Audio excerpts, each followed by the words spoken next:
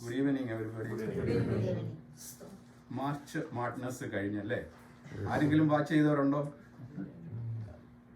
University of Connecticut അവർ ഗേൾസിൻ്റെ champions ആയി.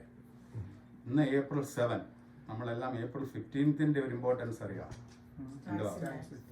അതൊക്കെ എല്ലാവരും ചെയ്ത് കാണുമെന്ന് വിശ്വസിക്കുന്നു. എല്ലാവർക്കും സന്തോഷം. ചിലർക്കൊക്കെ അങ്ങോട്ട് കൊടുക്കണം അല്ലേ?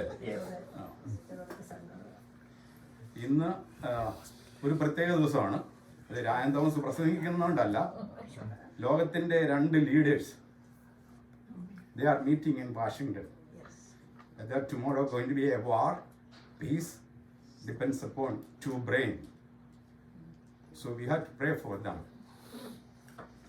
വളരെ ഇമ്പോർട്ടൻ്റ് ആയിട്ടുള്ള തീരുമാനങ്ങളാണ് അവർ വൈറ്റ് ഹൗസിൽ നടക്കുന്നത്. അന്നേരം അവർക്ക് വേണ്ടി പ്രത്യേകം പ്രാർത്ഥിക്കണം.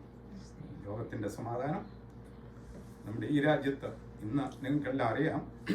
ഏത് ചാനൽ ഓൺ ചെയ്താലും അവർ പറയുന്നത് തന്നെ ഒരു കാര്യം നിങ്ങളും വീട്ടിൽ ഡിസ്കസ് ചെയ്തിട്ടുള്ളതാണ്. Tariff and the stock market. നമ്മളൊക്കെ ജോലി ചെയ്ത് നമ്മുടെയൊക്കെ പെൻഷൻ 401k ഈ ഫണ്ടുകളെല്ലാം ഇട്ടിരിക്കുന്നത് സ്റ്റോക്കിലാണ്.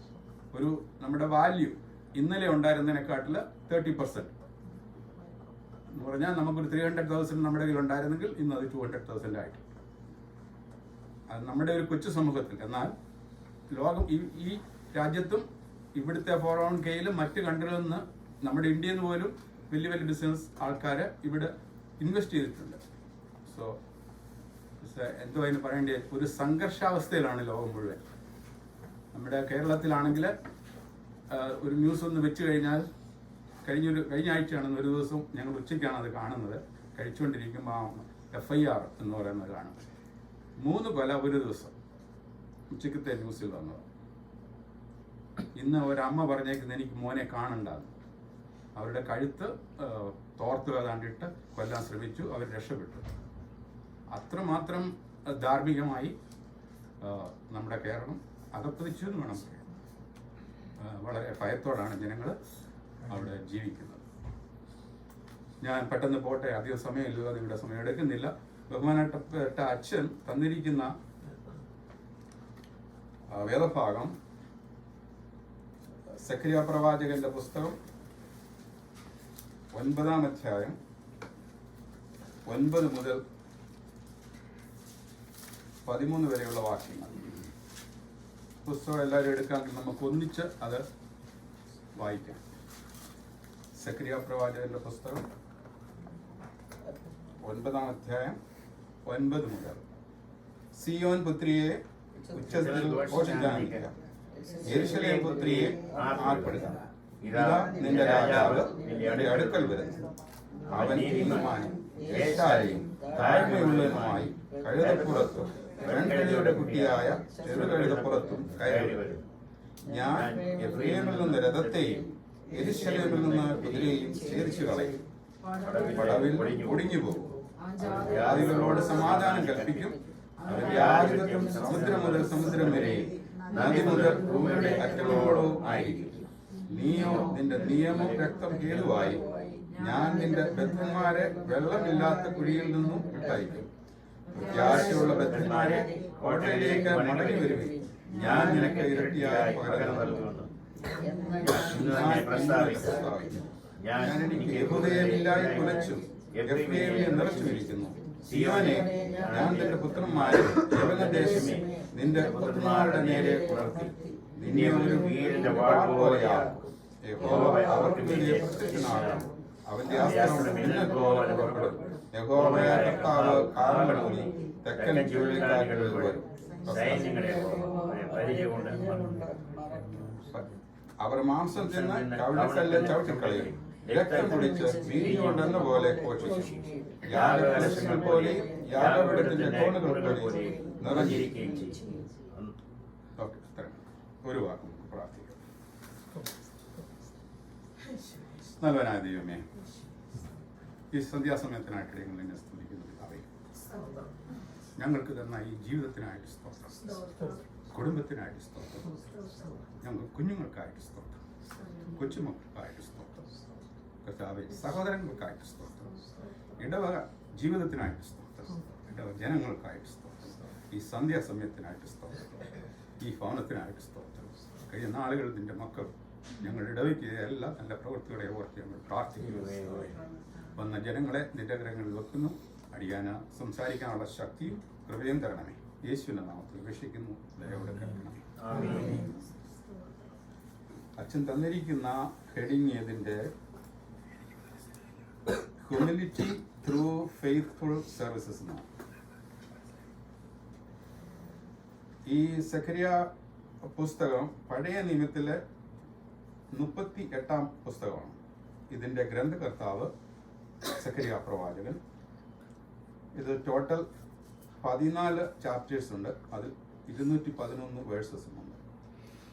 എഴുതിയ കാലഘട്ടം BC 520-നും 518-നും ഇടയിൽ 1 മുതൽ 8 വരെയുള്ള ചാപ്റ്റേഴ്സ് ചെയ്തതായും BC 480-ൽ 9 മുതൽ 14 വരെയുള്ള അധ്യായം എഴുതിയതായിട്ടും പുസ്തകങ്ങളിൽ നിന്ന് നമുക്ക് മനസ്സിലാക്കാൻ സാധിക്കും.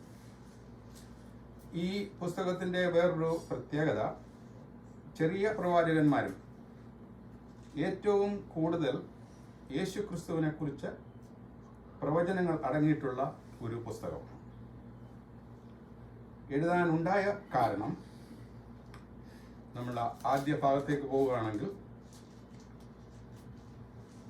ദൈവത്തെ അറിയുകയും പ്രാർത്ഥിക്കുകയും ചെയ്യുന്നവർക്ക് എന്തുകൊണ്ടാണ് ഇതൊക്കെ സംഭവിക്കുന്നതെന്ന് ഞാനിവിടെ ഇരുന്നോണ്ടേ പ്രിയ സഹോദരൻ ചോദിച്ചു. രാജനെ ഭയപ്പെടരുത്, ദൈവം കൂടെയുണ്ട്, പൊക്കണമെന്ന് മോഹൻ സഹോദരൻ പറഞ്ഞു. പക്ഷേ അന്നേരം തന്നെ ഞാൻ പറഞ്ഞു, നമ്മുടെ പ്രതികൂലങ്ങളിൽ കൂടെ പോകുമ്പോൾ ചോദിക്കും, വൈ ഈസ് ഇറ്റ് ഹാപ്പൻ? നമുക്ക് ഫെയ്ത്ത് ഉണ്ട്, ആർക്കും ഫെയ്ത്ത് ഇല്ലെന്ന് ഞാൻ പറയുന്നില്ല. എന്നാൽ പെട്ടെന്ന് ഒരു ആപത്ത്, അപകടം, രോഗം നമുക്കായി, കുഞ്ഞുങ്ങൾക്കായി, ഉടനെ നമ്മൾ ദൈവത്തോട് ചോദിക്കും, ഞാൻ ആരെയും ഒന്നും ചെയ്തിട്ടില്ല, നമ്മുടെ കുറവുകൾ എന്താണ് നമുക്ക് മനസ്സിലാകത്തില്ല, നമ്മൾ കണ്ണുനീരോട് പ്രാർത്ഥിക്കും. ഈ പ്രവാചകൻ ഇത് എഴുതുന്നതും യഹൂദ ജനം അവർ രണ്ടാമത്തെ അവരുടെ അടിമ ജീവിതം നമുക്കറിയാം ബാബിലോണിലേക്കായിരുന്നു. 430 വർഷം മിസ്രൈമിലുണ്ടായിരുന്നു. അത് കഴിഞ്ഞ് വന്നു. എന്നിട്ടും അവർ നേരെ ചൊവ്വയായില്ല. പിന്നെയുള്ള ജീവിതം, ചെറിയ പ്രവാചകന്മാർ കൂടുതലും ആ ബാബിലോണിയ ജീവിതത്തെക്കുറിച്ചാണ് പറയുന്നത്. അങ്ങനെ വന്ന ആ ജനങ്ങളോട് സഖരിയ പ്രവാചകൻ പറയുന്നതാണ് ഈ ഇതിലെ കണ്ടന്റ്. അവര് നീണ്ട 72 കാലത്തെ ബാബിലോണ പ്രവാസത്തിൽ നിന്ന് ദൈവം വിമോചിച്ച് യെരുശലേമിലേക്ക് കൊണ്ടുവന്നു. ജനം അത്യധികം ആവേശത്തോടു കൂടിയാണ് ബാബിലോണിയ ആക്രമണത്താൽ ചുട്ടുകരിക്കപ്പെട്ട ദേവാലയത്തിൽ വീണ്ടും അടിസ്ഥാനങ്ങൾ ഇട്ടത്. അവർക്കൊരു ഉദ്ദേശം ഉണ്ടായിരുന്നു, വന്നിട്ട് ദേവാലയം പണിയണമെന്നുള്ളത്. നമുക്കറിയാം, ദാവീദിനെ കുറിച്ച് നമുക്കറിയാം, കീർത്തനങ്ങളുടെ എല്ലാം രാജാവ്. പക്ഷേ അദ്ദേഹത്തിന് ദൈവം അനുവാദം കൊടുത്തില്ല ദേവാലയം പണിയാൻ. അതുപോലെ തന്നെ മോശയെക്കുറിച്ച് നാം ഓർക്കുമ്പോൾ, മോശ കനാൻ തീരത്ത് ചെന്നു, പക്ഷെങ്കിൽ കാലി ചവിട്ടാനായിട്ട് കൊടുത്തില്ല. കർത്താവ് വിളിച്ച് പറഞ്ഞു, നോക്കൂ, അതാണ് പ്രദേശം, പക്ഷേ നീ അവിടെ. അതെന്തുകൊണ്ടാണ്? നമുക്കും ചിലപ്പോൾ തോന്നും, നമുക്ക് പല ആഗ്രഹങ്ങൾ നമ്മുടെ മനസ്സിലുണ്ട്, പക്ഷെങ്കിൽ ആ സമയത്തായിരിക്കും ചിലപ്പോൾ നമ്മുടെ മാതാപിതാക്കളൊന്ന് കടന്നു പോകും. നമുക്കന്നേരം ചോദിക്കാം, എൻ്റെ അമ്മ ഉണ്ടായിരുന്നെങ്കിൽ, അല്ലെ എൻ്റെ ഉണ്ടായിരുന്നെങ്കിൽ. ഞങ്ങൾ കഴിഞ്ഞ മാസം ഞങ്ങൾ നാട്ടിൽ പോയി.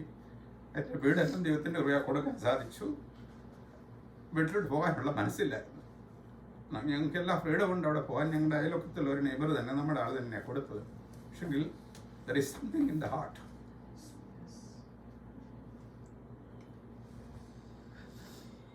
That is beyond our explanation.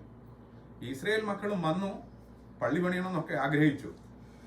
നമ്മുടെ എപ്പിപ്പനിയുടെ ആദ്യത്തെ ആ ഒരു എന്താ പറയണ്ടേ ചൂട്, ഇവിടെ സഹോദരൻ ഇവിടെ ഇരിപ്പുണ്ട്, നമ്മുടെ തോമസ് ഡാനിയൽ. ഇന്ന് ഞാൻ കുഞ്ഞോനിച്ചാനെന്നാണ് വിളിക്കുന്നത് കേട്ടോ. ഇനി കുഞ്ഞോനിച്ചാനെന്ന് പറയുന്നത്, പക്ഷെ ഞങ്ങൾ ബന്ധുക്കാരാണ് കേട്ടോ, അതുകൊണ്ടാണ്. അതിനു മുമ്പ് മിസ്റ്റർ തോമസ് ഡാനിയൽ എന്നൊക്കെ ആയിരുന്നു പറയുന്നത്.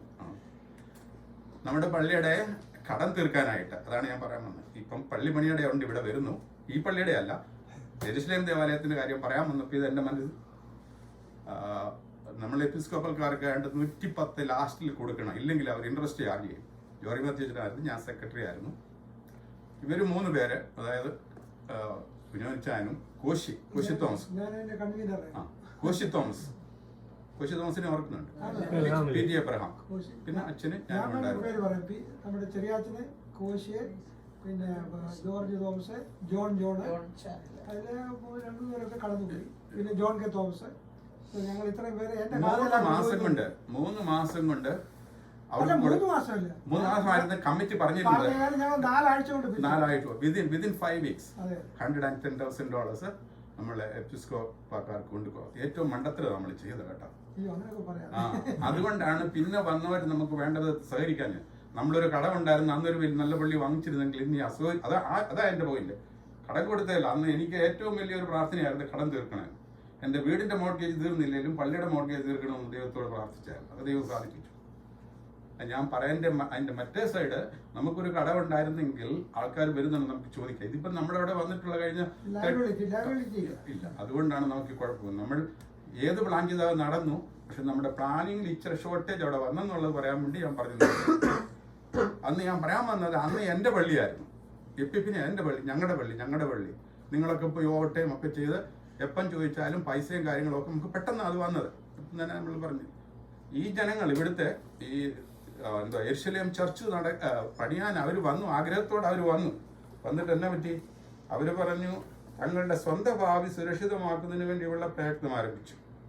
അന്നേരം ഈ പള്ളി പണി അവര് കുറച്ച് നാളത്തേക്ക് മാറ്റി. തങ്ങളെ മോചിപ്പിച്ച് ഞങ്ങളുടെ പിതൃഭവനത്തിലേക്ക് അത്ഭുതകരമായി കൊണ്ടെത്തിച്ച ദൈവത്തെയും ആ ദൈവത്തിന് വേണ്ടി അടിസ്ഥാനമിട്ടിരുന്ന ദേവാലയത്തെയും അവർ വിസ്മരിച്ചു കളഞ്ഞു. യഹോവയുടെ ആലയം പണിയുവാൻ സമയമായിട്ടില്ല എന്ന ഭാവനെ അവർ തങ്ങളുടെ തട്ടിട്ട ഭവനങ്ങൾ പടുത്തുയർത്തി.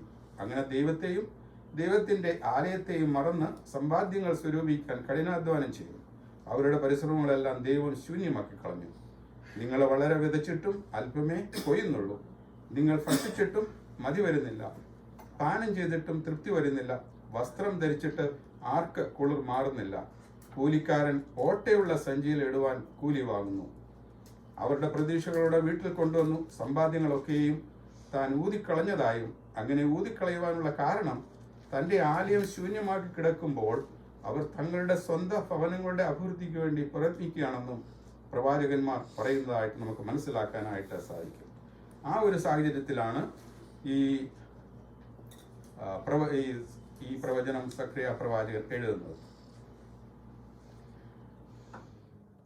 നമ്മൾ വായിച്ചതിന്റെ ആദ്യ ഭാഗം നമ്മൾ നോക്കുമ്പോൾ 9:9 സിയോൻ പുത്രിയെ ഉച്ചത്തിൽ ഘോഷിച്ചാനന്ദിക്കുക, യെരുശലേം പുത്രിയെ ആർപ്പിടുക, ഇത് നിന്റെ രാജാവ് നിന്റെ അടുക്കൽ വരുന്നു. ഇത് നമ്മളെല്ലാ വർഷവും എപ്പോഴാ കേൾക്കുന്നേ?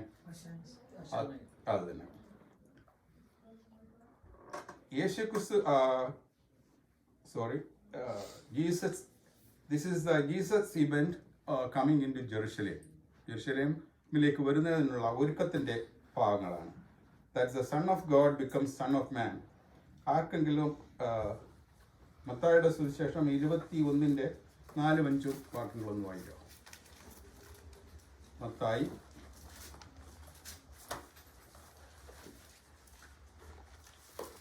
സിയോൻ പുത്രിയോടെ, ഇതാ നിന്റെ രാജാവ് സൗമ്യനായി കഴുതപ്പുറത്തും വാഹന മൃഗത്തിന്റെ കുട്ടിയുടെ പുറത്തും കയറി നിന്റെ അടുക്കൽ വരുന്നു എന്ന് പറവീൻ എന്നിങ്ങനെ പ്രവാചകൻ മുഖാന്തരം അരുളി ചെയ്തതിന് നിവർത്തി വരുവാൻ ഇത് സംഭവിച്ചു. നമുക്കറിയാം, മത്തായിയുടെ സുവിശേഷം എഴുതുന്നത് AD-യിലാണ്. ഈ പ്രവചനം എഴുതിയത് ഞാൻ പറഞ്ഞല്ലോ 518-ലാണ്. അന്നേരം നമ്മുടെ അടുത്ത മലാക്കി പുസ്തകം കഴിഞ്ഞ് മത്തായിയുടെ സുവിശേഷം വരെയുള്ള കാലഘട്ടത്തിൽ 400 വർഷക്കാലത്തെ 400 കൂടുതൽ നമുക്ക് ചരിത്രം അറിയില്ല എന്താ സംഭവിച്ചു എന്നുള്ളത്. ആർക്കെങ്കിലും അറിയാമെങ്കിൽ പറയാം, നമുക്കിത് അറിയത്തില്ല. അതിൻ്റെ ഇനിയും ഒരു വാക്യം കൂടെ എടുക്കാം. യെശയ്യാ പ്രവാചകന്റെ 52:1.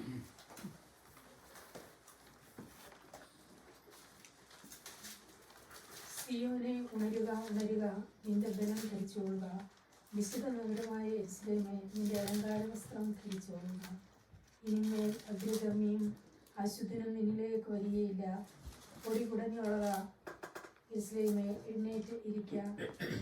ഓക്കെ, യഹോവ യെരൂശലേമിനെ രക്ഷിക്കുന്ന കാര്യങ്ങൾ ആ പ്രവചന പുസ്തകത്തിലും അതുപോലെ തന്നെ അത് കഴിഞ്ഞ് നമ്മൾ സുവിശേഷങ്ങളിലും വായിക്കുന്നുണ്ട്. കർത്താവിൻ്റെ വലിയ സ്നേഹം, കൃപ ഇതാ നമുക്കവിടെ കാണുവാൻ സാധിക്കും. പക്ഷേ ആ 53 യെശയ്യാ 53 3-4 കൂടെ ഒന്ന് വായിക്കാമോ?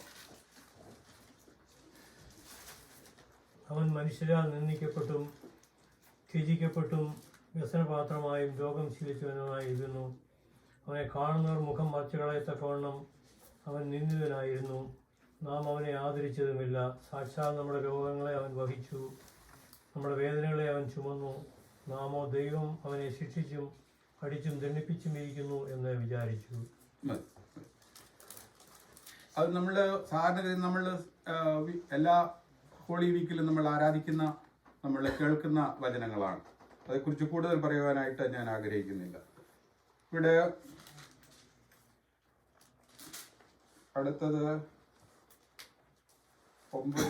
നീയോ നിന്റെ നിയമരക്തം ഹേതുവായി 11-ാം അധ്യായം. നീയോ നിന്റെ നിയമരക്തം ഹേതുവായി ഞാൻ നിന്റെ ബദ്ധന്മാരെ വെള്ളമില്ലാതെ കുഴിയിൽ നിന്ന് വെടിവെക്കും. നമുക്കറിയാം 2 സംഭവങ്ങൾ നമുക്കറിയാം.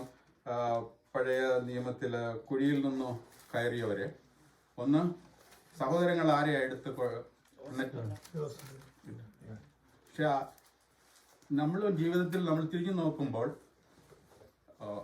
നമ്മുടെ യാത്രയിൽ അനുഭവങ്ങൾ നമുക്ക് പലതും, കുഴിയിൽ വീണില്ലെങ്കിൽ തന്നെയും അനുഭവങ്ങൾ നമുക്കിങ്ങനെ പലതും ഉണ്ടായിട്ടുണ്ട്. നമുക്ക് ഇവിടുന്ന് എങ്ങനെ രക്ഷപ്പെടുന്നത്, കുഴിയിൽ കിടക്കുന്ന ആളെ എങ്ങനെ രക്ഷപ്പെടും, നമ്മൾ ചിന്തിച്ചിട്ടുണ്ട്. ഓരോ സാഹചര്യം, നമുക്ക് രോഗമായിരിക്കാം, സാമ്പത്തിക, ഇപ്പോഴല്ലേ നമുക്ക് കുറച്ചെങ്കിലും പണമൊക്കെ, ആദ്യം വന്ന കാലഘട്ടത്തിലൊക്കെ ഒരു കാറ് വാങ്ങിക്കാൻ ലോണുണ്ട്, മോർഗേജിന് ലോൺ, എല്ലാത്തിനും ലോണായിരുന്നു. ഇത്തിരി കർത്താവ് ഞങ്ങൾ ഇവിടുന്ന് എങ്ങനെ വന്ന് ഒരു അപ്ലിഫ്റ്റ് കിട്ടുന്നതെന്ന് നമ്മൾ ചിന്തിച്ചിട്ടുണ്ട്. ഈ യെരമ്യാ പ്രവാചകനെ അവരെവിടെ ഇട്ടത്? ബാബിലോണില് ഒരു കുഴിയിലിട്ടില്ലേ? ഒന്ന് വായിച്ച് അത് യെരമ്യാവിൻ്റെ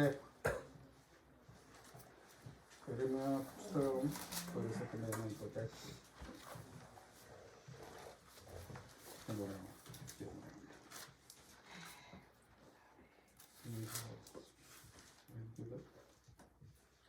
ഓക്കെ, യെരമ്യാ പ്രവാചകനെ ബാബിലോണിൽ അവർ പിടിച്ചുകൊണ്ടുപോയി. ഇവര് മറ്റു എല്ലാവരും പോയപ്പോൾ തന്നെ ബാബിലോണിൽ അവർ കൊണ്ടുപോയി. അവിടെ വെച്ച് അവിടുത്തെ രാജാവിന് ഇഷ്ടപ്പെടാതെ വന്നപ്പോൾ യെരമ്യാ പ്രവാചകനെ അവർ വാക്യം ഞാൻ എഴുതിയിട്ടു,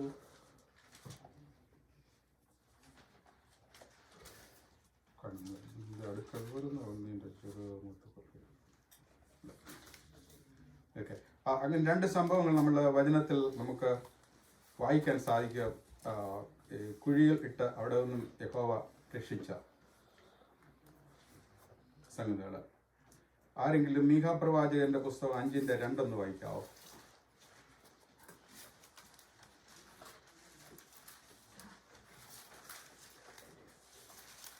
അതുകൊണ്ട് യഹോവയുടെ സഭയിൽ ഓഹരിമേൽ അളവുനൂൽ പിടിപ്പാൻ നിനക്ക് ആരും ഉണ്ടാകുകയില്ല.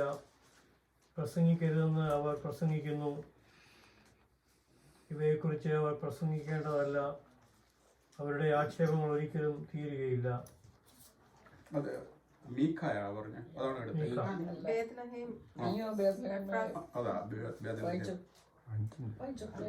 ബേത്ലഹേം എഫ്രാത്ത യൂദാ ഭവനങ്ങളിൽ നീ ചെറുതാണെങ്കിലും ഇസ്രായേലിനെ ഭരിക്കേണ്ടവൻ എനിക്കായി നിന്നിൽ നിന്ന് പുറപ്പെടും. അവൻ പണ്ട് യുഗങ്ങൾക്ക് മുമ്പേ ഉള്ളവനാണ്.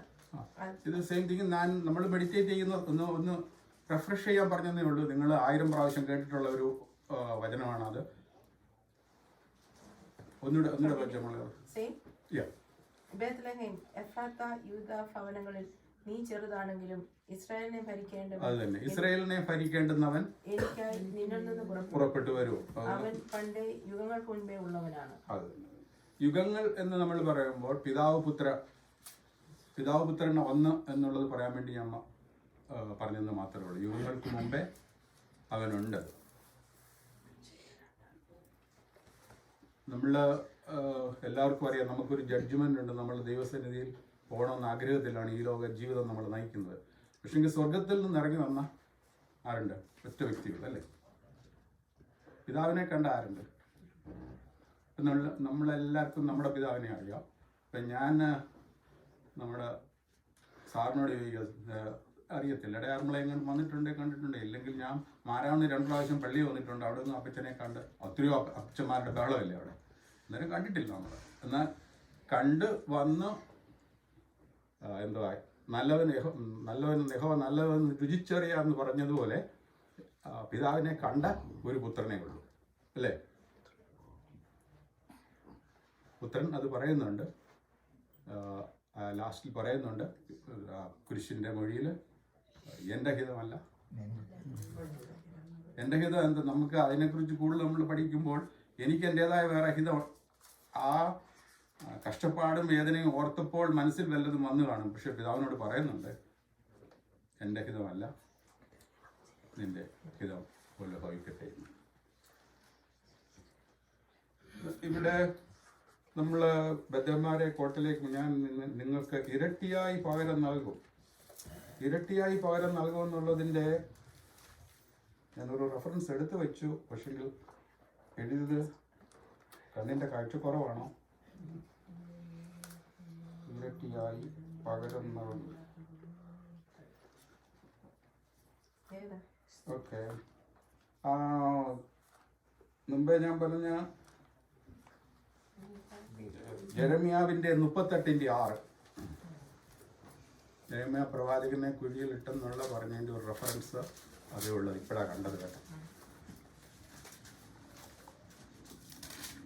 അവർ യെരമ്യാവെ പിടിച്ച് കാവൽ പുരമുറ്റത്ത് രാജകുമാരനായ മൽഖിയാവിനുള്ള കുഴിയിൽ ഇറക്കി. അത് മതി, റെഫറൻസ് ഒന്ന് പറയാൻ വേണ്ടി പറഞ്ഞു.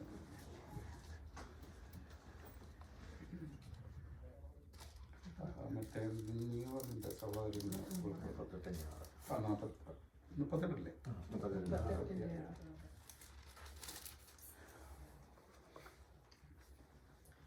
യഹൂദയെ വില്ലായ്ക്കൾ എഫ്രയീമിനെ നിറച്ചു വിരിക്കുന്നു. സിയോനെ, ഞാൻ നിന്റെ പുത്രന്മാരെ യവനദേശമേ നിന്റെ പുത്രന്മാരുടെ നേരെ ഉണർത്തി. അവിടെ 2 നദികളുടെ കാര്യം പറയുന്നുണ്ട്. ആ 2 നദികൾ, അതായത് ആദ്യത്തെ 10-ാം വാക്യത്തിന്റെ അവസാന ഭാഗം, അവൻ ജാതികളോട് സമാധാനം കൽപ്പിക്കും, അവന്റെ ആധിപത്യം സമുദ്രം മുതൽ സമുദ്രം വരെയും നദി മുതൽ ഭൂമിയുടെ അറ്റങ്ങളോടോ ആയിരിക്കും എന്ന് പറയുന്നുണ്ട്. അത് ഒന്ന് ഇന്ന് നമ്മൾ കാണുന്ന, നിങ്ങൾ ചിലരൊക്കെ ഈജിപ്തിലൊക്കെ പോയിട്ടുണ്ട്, നൈൽ നദിയില്ലേ, നൈൽ നദിയും യുഫ്രൈറ്റസ് നദിയും 2, അല്ലെങ്കിൽ മെഡിറ്ററേനിയൻ സീ അതും റെഡ് സീ നദികൾ അല്ലെങ്കിൽ സമുദ്രം മേലെ. അത് എബ്രഹാമിനോട് ചെയ്ത ഒരു കവനന്റ് ആയിരുന്നു. ദൈവം എബ്രഹാമിനോട് എന്താ പറഞ്ഞത്? കർത്താവ് പറഞ്ഞു, യഹോവ ദൈവം പറഞ്ഞു, നിന്റെ സന്തതി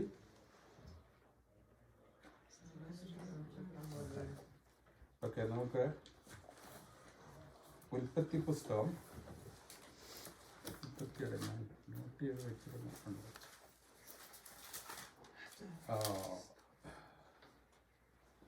12-ാം അധ്യായം 1-2 വാക്യങ്ങൾ. യഹോവ അബ്രഹാമിനോട് അരുളിച്ചെന്നാൽ, നീ നിന്റെ ദേശത്തെയും ശാസ്ത്രക്കാരെയും പിതൃഭവനത്തെയും വിട്ട് പുറപ്പെട്ട് ഞാൻ നിന്നെ കാണിപ്പാണ്ടിരിക്കുന്ന ദേശത്തേക്ക് പോകാം. ഞാൻ നിന്നെ വലിയൊരു ജാതിയാക്കും, നിന്നെ അനുഗ്രഹിച്ച് നിന്റെ പേർ വലുതാക്കും, നീ ഒരു അനുഗ്രഹമായിരിക്കും. ഈ ഭാഗങ്ങൾ നമ്മൾ സാധാരണഗതിയിൽ നമ്മുടെ വചന ശുശ്രൂഷയിലൊക്കെ കോട്ട് ചെയ്ത് പറയുന്നതും അബ്രഹാമിന് കിട്ടിയ ബ്ലെസ്സിങ്. എന്നാൽ എബ്രഹാമിന് കിട്ടിയതുപോലെ നമ്മൾ മോശ എടുക്കുകയാണെങ്കിൽ മോശയ്ക്ക് കിട്ടിയില്ല, ആ ബ്ലെസ്സിങ് കിട്ടിയില്ല. മോശയോട് ഇപ്പോൾ കഴിഞ്ഞ മുമ്പേ ഞാൻ പറഞ്ഞല്ലോ, അവനെ കനാൻ ദേശത്ത് കൊണ്ട് കാണിച്ചതേ ഉള്ളൂ, കിട്ടിയില്ല. നമ്മൾ ദാവീദിനെ നോക്കുകയാണെങ്കിൽ ദാവീദിനെയും ദൈവം അനുവദിച്ചില്ല പണിയാനായിട്ട്. വലിയ ആഗ്രഹമായിരുന്നു. എത്ര സങ്കീർത്തനം എഴുതി, എത്ര നമ്മൾ പറയാം, ശൗൽ 1000 കൊന്നു, ദാവീദോ ഇതൊക്കെ നമുക്ക് കൊന്നു. അത് കഴിഞ്ഞ് എത്രയോ പേരെ. പക്ഷെ ദൈവം അതുകൊണ്ട് ദൈവം വസിക്കേണ്ട മന്ദിരത്തിൽ രക്തം പോരണ്ട, ഒരു കയ്യ്, ഒരു കല്ല് പോലും വെക്കാൻ ദൈവം അനുവദിച്ചിട്ടില്ല. I am coming close, you know, so bear with me a couple of minutes. ഉൽപ്പത്തി പുസ്തകം 37:24 ഒന്നല്ല.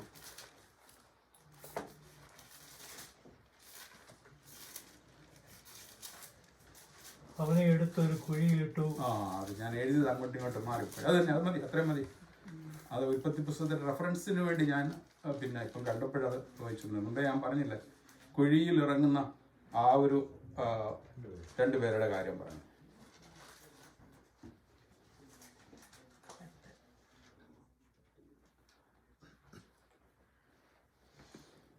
പുതുതായിട്ടൊന്നും നിങ്ങൾക്ക് തരാനായിട്ട് എനിക്ക് സാധിച്ചിട്ടില്ല. കാരണം നമ്മൾ വർഷങ്ങളായിട്ട് ഇങ്ങനെ കേൾക്കുന്നതാണിതല്ലേ. പക്ഷെ നമ്മൾ അന്നേരം ഒന്ന് ചിന്തിക്കണം, എത്ര അനുഗ്രഹിക്കപ്പെട്ട ഒരു കൂട്ടമാണ് നമ്മളെന്നുള്ളത്. നമ്മൾ അമേരിക്ക വന്നുകൊണ്ടല്ല ഞാൻ പറയുന്നത്, ഈ ദൈവത്തെ അറിയാൻ, അങ്ങനെ ഒരു ഭവനത്തിൽ ജനിക്കാൻ, സൺഡേ സ്കൂളിൽ പോകാനും, യേശുക്രിസ്തുവിനെ അറിഞ്ഞ് രക്ഷിതാവായിട്ട് സ്വീകരിക്കാനൊക്കെ നമുക്കറിയാം. എത്രയോ രാജ്യങ്ങളിൽ ഇന്ന് വേദപുസ്തകം വായിക്കാൻ സാധിക്കുന്നില്ല. എത്രയോ ലക്ഷങ്ങൾ, കോടികൾ യേശുവിനെ അറിയാത്തവരുണ്ട്. അന്നേരം നമുക്ക് ആ ചെറുപ്രായത്തിൽ തന്നെ ദൈവത്തെ അറിഞ്ഞ് ആ രീതിയിൽ വളർത്തപ്പെടുവാൻ, വചനം നമുക്ക് പങ്കുതരാൻ നമ്മൾക്ക് നമ്മുടെ സഭാ നേതൃത്വം അതുപോലെയൊക്കെ നമുക്ക് പോകാനുള്ള സ്കൂളും കാര്യങ്ങളും ഒക്കെ ദൈവം ചെയ്ത് നമ്മുടെ തലമുറ അല്ലെങ്കിൽ നമ്മുടെ കാലഘട്ടം എന്ന് വേണേൽ പറയാം, നമ്മുടെ പിതാക്കന്മാരുടെ കാലഘട്ടം. അതിനു മുമ്പ് നമുക്കറിയാം, നമ്മുടെ സഭ രൂപീകരണം യാക്കോബാസായിൽ നിന്ന് നമ്മൾ ഇറങ്ങുമ്പോൾ നമ്മുടെ വലിയ പിതാവിന് കിട്ടിയത് ഒടിഞ്ഞ ഒരു കസേരയായിരുന്നു. അതായത് കോട്ടയത്തെ സെമിനാരിയിൽ നിന്ന് ഇറങ്ങിയത് 2 നില കെട്ടിടമാണ്. ഇറങ്ങി വരുമ്പോൾ തിരുമേനി ഇരുന്ന കസേര എറിഞ്ഞു കൊടുത്തു. എറിഞ്ഞു കൊടുത്തപ്പോൾ ഈ ഒരു കാലം ഒടിഞ്ഞുപോയി. ആ ഒടിഞ്ഞുള്ള കസേരയും കൊണ്ടാണ് കോട്ടയത്ത് നിന്നും മാരാമണ്ണ് വരുന്നത്. ആ കസേര ഇന്നും തിരുവല്ലയിൽ നമ്മുടെ പുലാത്തിനിലുണ്ട് അല്ലേ സാറേ? ചരിത്രം അറിയാമല്ലോ അല്ലേ? അങ്ങനെയാണ് മാരാമണ്ണ് പള്ളിയിൽ വന്നാണ്. അത് ഹാഫ് പള്ളിയായിരുന്നു മാരാമണ്ണെ. പള്ളി നമുക്ക് കിട്ടിയതാണോ അതോ നമ്മൾ പണിതാണോ? കിട്ടിയതായിട്ട് എനിക്ക് തോന്നുന്നു. അങ്ങനെ സഭയിൽ നിന്ന് അന്നുള്ള കേസിൽ നമുക്ക് കിട്ടിയ പലതും നമുക്ക് എല്ലാം നഷ്ടപ്പെട്ടു. ഏതാണ്ട് ഏഴരപ്പള്ളിയോ അങ്ങനെ കണ്ടു പറയാം അല്ലേ? അല്ലല്ലേ, സ്ഥാപിച്ചല്ലേ? ഓക്കെ. അങ്ങനെ നമ്മുടെ എല്ലാം കളഞ്ഞ് അതിൽ നിന്ന് ഒന്നുമില്ലെന്ന് പറയുമ്പോൾ സീറോയിൽ നിന്ന് നമ്മെ ഈ വർഷം 127 വർഷമോ 130 എത്ര മാരാമണ്ണ് കൺവെൻഷൻ എത്ര 130 വർഷം ദൈവം നടത്തി. ഇന്ന് ലോകത്തിൽ എവിടെ പോയാലും മാർത്തോമാക്കാരുണ്ട്. ഏത് കോണ്ടിനെന്റിൽ പോയാലും, ആഫ്രിക്കയിലാണെങ്കിലും ഓസ്ട്രേലിയയിലാണെങ്കിലും ദൈവം നടത്ത വഴികളെ ഓർത്ത് നമുക്ക് സ്തോത്രം ചെയ്യാം. നിങ്ങൾ ഇത്രയും സാവധാനത്തിൽ എന്നെ കേട്ടതിനുള്ള നന്ദി സ്നേഹവും അറിയിക്കുന്നു. അവസാനം ചിരിക്കുന്നു, സന്തോഷമായി ചിരിയാണെങ്കിൽ എനിക്കും ചിരിയുണ്ട്. ദൈവം നമ്മളെ കാക്കട്ടെ. നോയമ്പിൻ്റെ എന്തെങ്കിലും തരാൻ സാധിച്ചിട്ടില്ല. ഉള്ള one thing, I am a sinner, God saved me. I don't want to point anyone, but you are all loving people. God bless you. Thank you.